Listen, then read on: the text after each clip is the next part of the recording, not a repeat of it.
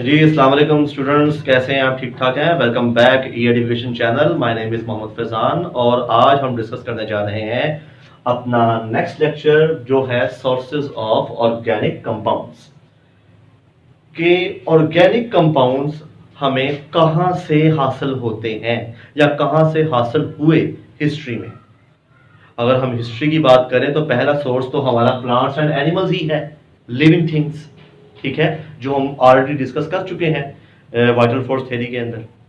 Next जो हमारा source है वो है कोयला। कि कोयले से हमें ऑर्गेनिक कंपाउंड किस तरह हासिल होते हैं। ये कोयला जो सा है ये बहुत पुराना है, जो हमारी जमीन से हासिल होता है। किस तरह हासिल हुआ? आज से तकरीबन 6000 साल पहले या 7000 साल पहले जब जंगें वगैरह होती थी, ठीक है, जानवर भी मरते थे, पौधे भी गलते सड़ते थे, तो होता क्या था कि वो जमीन के अंदर बरिड हो जाते थे। या तो इंसान खुद करते थे या वेदरिंग के साथ, तूफानों के साथ वो जमीन में दफन हो जाते थे। और ये इंसान जब मर जाते हैं या जानवर जब मर जाता है या पौधे गल सड़ जाते हैं, इन सब का जो मिक्सचर होता है जो जमीन के अंदर दफन है, इनको बोलते हैं वुड्स। ये आपके सामने वुड लिखा नजर आ रहा है, जिनको हमने ब्रैकेट में मेंशन किया है, dead plants and animals. Would का बेसिकली मतलब यहां पर क्या आएगा? Dead plants and animals. क्योंकि जब मांस वगैरह तो जब फ्री हो जाता है जमीन के अंदर, कीड़े वगैरह खा जाते हैं तो सिर्फ हड्डियां रह जाती हैं, तो उन सब के मिक्सचर को आप क्या बोलते हैं? वुड्स बोलते हैं। और वो मेंशन है डेड प्लांट्स एंड एनिमल्स पर। और इन्हीं वुड के ऊपर जमीन के अंदर बैक्टीरियल केमिकल रिएक्शन हुआ, वायरस, बैक्टीरिया, इनके ऊपर एक्ट हुआ, जिसको बायोलॉजिकल केमिकल रिएक्शन भी आप कह सकते हैं या बैक्टीरियल केमिकल रिएक्शन का नाम आप दे सकते हैं। तो यही वुड जो सी थी ये कन्वर्ट होगी पीट के अंदर, PEAT, पीट। ये जो पीट है ये एक बदबूदार कोयला है, इम्प्योर फॉर्म है कोयले की। इससे एक बदबू आती है, लेकिन इसको आग लग सकती है। जब इसको आग लगाएंगे तो इसकी जो गैस होगी, इससे जो धुआं निकलेगा वो भी बदबूदार होगा। इसको बदबूदार कोयला बोलते हैं। Very impure form of coal इसको कहा जाता है। अब इसी पीट के ऊपर जब मजीद जमीन का प्रेशर बढ़ा, तूफान वगैरह आए, जमीन के अंदर गर्मी पैदा हुई, तो यही पीट अंदर ही अंदर, जमीन के अंदर ही क्या हो गया? रिफाइन हो गया। तो ये लिग्नाइट के अंदर चला गया। लिग्नाइट ये भी एक इम्प्योर फॉर्म है कोयले की, लेकिन ये बदबूदार नहीं है। इसके अंदर जो हमें कार्बन मिलती है वो 50 to 55% कार्बन होती है। 50 to 55% कार्बन ये लिग्नाइट के अंदर मौजूद होती है। बाकी जो हमारे पास 40 to 45 चीजें बचती हैं, वो दूसरी चीजें बचती हैं जो बैक्टीरिया वगैरह होता है। फिर वक्त के साथ साथ प्रेशर मजीद बढ़ता गया, तो यही लिग्नाइट कन्वर्ट हुआ बिटुमिनस के अंदर और देन फिर एंथ्रासाइट। बिटुमिनस कोल ये ऐसा कोल है जिसको आप सॉफ्ट कोल बोलते हैं। ये एक हमारे पास सॉफ्ट कोल है और इसके अंदर जो कार्बन है वो 80 से 82% होती है। इसको बड़ी अच्छी तरह आग लग सकती है। ये एक कंबस्टेबल कोयला है। और एंथ्रासाइट के अंदर 90 से 92%। ये बहुत ही प्योर फॉर्म है कोयले की, एंथ्रासाइट, और ये काफी महंगा होता है। जो कोयला हम घरों में इस्तेमाल करते हैं डोमेस्टिक पर्पसेस के लिए, वो बिटुमिनस कोल होता है।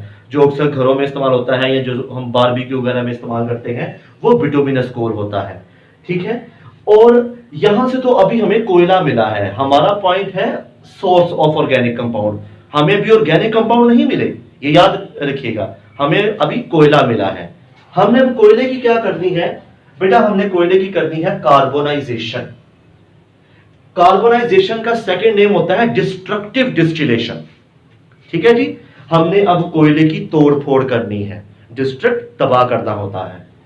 तो कार्बोनाइजेशन के ऊपर 2 नंबर का सवाल भी आता है कि व्हाट इज कार्बोनाइजेशन, और ये होती क्या है? When coal is heated at high temperature and in the absence of air. जब कोयले को जलाया जाता है भट्टी के अंदर at high temperature and in the absence of air, तो वो 3 हिस्सों में कैटेगराइज हो जाता है, कोक, कोल टार और कोल गैस। कोक ये एक सॉलिड रेजिड्यू है ब्लैक कलर का। कोल गैस ये गैसियस एलिमेंट्स है, कोयले के अंदर जो गैसें निकलती हैं जलाने के बाद। और कोल टार, टार से मुराद ही लिक्विड है, एक लिक्विड और कंपाउंड है जो कोयले से मिलता है ड्यूरिंग कार्बनाइजेशन। अब इस कोयल टार के अंदर बहुत ज्यादा ऑर्गेनिक कंपाउंड है, और इस कोयल टार की मजीद अगर आप इसकी फ्रैक्शंस करें तो हमारे पास लाइट ऑयल आता है, मिडिल ऑयल आता है, हैवी ऑयल आता है और एंथ्रासाइड ऑयल आता है। और इन सब के अंदर ज्यादातर कौन से कंपाउंड होते हैं? एरोमेटिक कंपाउंड्स होते हैं, एरोमेटिक कंपाउंड्स, और वो नॉर्मली 215 तक होते हैं, 215 जी। ये हमारा कार्बनाइजेशन है, और ये एक 2 नंबर का मुकम्मल सवाल पूछा जाता है। उसके बाद हमारे पास अब कोयले के ऊपर डिस्कशन है कि अगर हम जियोलॉजिकल सर्वे करें अपनी पाकिस्तान की सरजमीन का, तो हमें पता चलेगा कि 184 बिलियन टन कोयला हमें पाकिस्तान की सरजमीन में मिला है। और ये जो 184 बिलियन टन कोयला है, इसका 80% जो सा है वो यूज होता है बेकिंग ब्रिक्स, ईंटें बनाने में, और लाइम किलन, चूने की भट्टियों में इस्तेमाल होता है।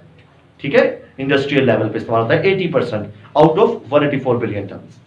और बाकी जो 20% है वो डोमेस्टिक पर्पसेस में इस्तेमाल होता है। बाकी हम इस कोयले से बिजली भी पैदा कर सकते हैं। और जो हमारी गवर्नमेंट है पाकिस्तान की, सिंध की, पंजाब की, खैबर पख्तूनख्वा की, ये इन सब की गवर्नमेंट्स जो सी हैं ये इस कोशिश में लगी हुई हैं कि हम कोयले से पावर प्लांट्स लगाएं, बिजली को जनरेट करें। क्लियर जी स्टूडेंट्स? अभी हमने देखा कि कोयले से ऑर्गेनिक कंपाउंड हमें मिले, और हमारे पास 2 तरह का मेजर कोयला था, एक बिटुमिनस कोल था और एक एंथ्रासाइड था। अब जो कार्बोनाइजेशन में हम जो कोयला लेंगे, हम वो कोयला लेंगे जिसकी डिस्ट्रक्टिव डिस्टिलेशन जल्दी हो जाए, जो जल्दी टूट फूट जाए, तो ये वो हम बिटुमिनस लेते हैं। बेशक एंथ्रासाइड के अंदर कार्बन की परसेंटेज ज्यादा है, लेकिन बिटुमिनस एक सॉफ्ट कोयला है, ठीक है, इसलिए हम बिटुमिनस कोल को लेकर हम उसकी कार्बोनाइजेशन करते हैं और हमें ऑर्गेनिक कंपाउंड मिलते हैं जी। अब जरा नेक्स्ट पॉइंट पर आए, वो है हमारा नेचुरल गैस। नेचुरल गैस भी एक सोर्स है ऑर्गेनिक कंपाउंड का, ठीक है। ये कंसिस्ट होता है लो बॉइलिंग हाइड्रोकार्बन्स पे। लो बॉइलिंग, इसका बॉइलिंग पॉइंट बहुत लो होता है। इसका जो मेजर पोर्शन है वो मीथेन पे मुश्तमिल है, CH4 पे। तकरीबन 80% इसके अंदर मीथेन होती है, 80%। और ये किस तरह पैदा होती है? जिस तरह वो पीट था, हमारे पास ऑर्गेनिक कंपाउंड था, गला सड़ा, बैक्टीरियल केमिकल रिएक्शन हुआ था, तो उसी के अंदर कहीं ना कहीं ऑर्गेनिक मैटर डिके होता है और जमीन के अंदर से ही ये नेचुरल गैस बाहर आती है, उसी ऑर्गेनिक मैटर के डिके होने से या डिकम्पोजिशन होने से। फिर उसके बाद यूजेस क्या है इसके? ये पावर जनरेशन पे इस्तेमाल होता है। कहां पर? सीमेंट इंडस्ट्री में और फर्टिलाइजर इंडस्ट्री में। जो बड़ी बड़ी इंडस्ट्रियां हैं, जो हमारे पाकिस्तान की टॉप 3rd में से एक है सीमेंट एंड फर्टिलाइजर्स, उसमें ये इस्तेमाल होता है फॉर पावर जनरेशन। फिर कुछ इंडस्ट्री में ईंधन के तौर पर इस्तेमाल होता है, फ्यूल, और कुछ डोमेस्टिक पर्पसेस में। जाहिर सी बात है, हर घर में नेचुरल गैस है, सुई गैस है, ठीक है, जिसको हम बोलते हैं, तो वो हर अब घर की जरूरत है ये नेचुरल गैस, ठीक है। और ये एक छोटा सा पॉइंट है, ये अक्सर 2 नंबर का शॉर्ट आंसर आता है जी। स्टूडेंट्स हमें मुझे इजाज़त दें। अगर कोई किसी को पूछना हो, कोई कमेंट पास करना हो, तो मुझे एंड पर ज़रूर शेयर कीजिएगा, हमारी वीडियो को लाइक कीजिएगा। तब तक के लिए अल्लाह हाफिज़।